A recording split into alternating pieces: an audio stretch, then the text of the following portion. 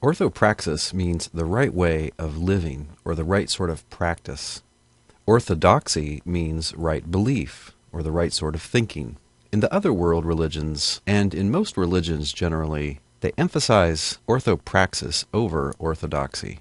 In other words, they care more about what you do than about what you believe.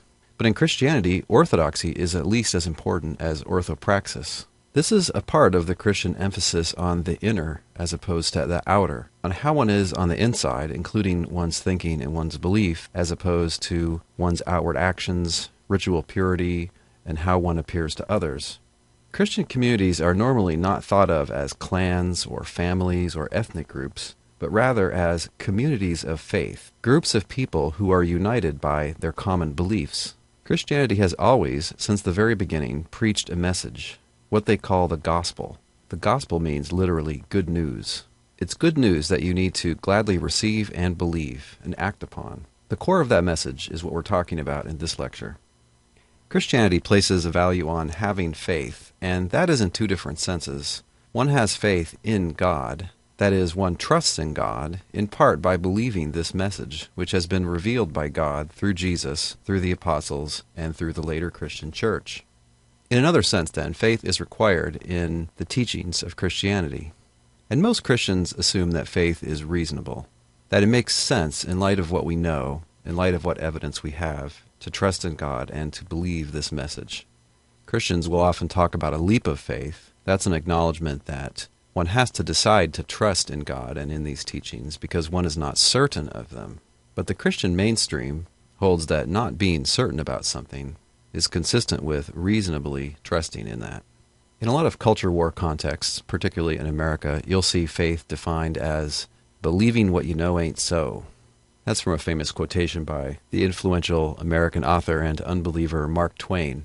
That's what he and a number of atheists and other critics of belief in God mean by faith, but that's never been what Christians mean by faith.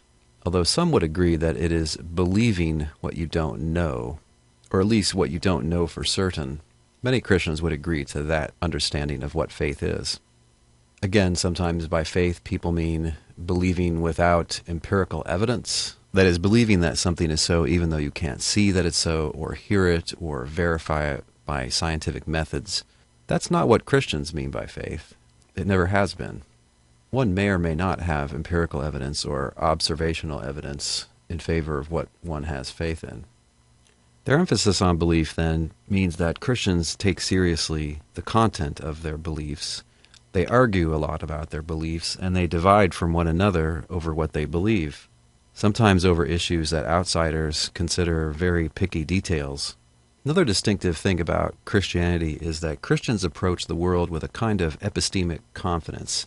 They have an optimistic view of human knowledge and human potential for improvement.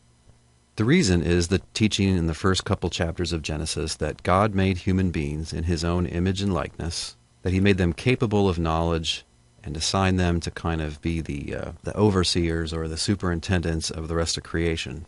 Christians have almost never taught that the universe is an illusion or the universe is unreal. Christians assume that it is real, that it's orderly because it's made by God. Many authors have argued that it's no accident that modern science arose in a Christian context back in the 1600s and 1700s. Some of the founders of modern science, such as Sir Isaac Newton, were fairly traditional Christians. In our next segment, Christian teaching about God.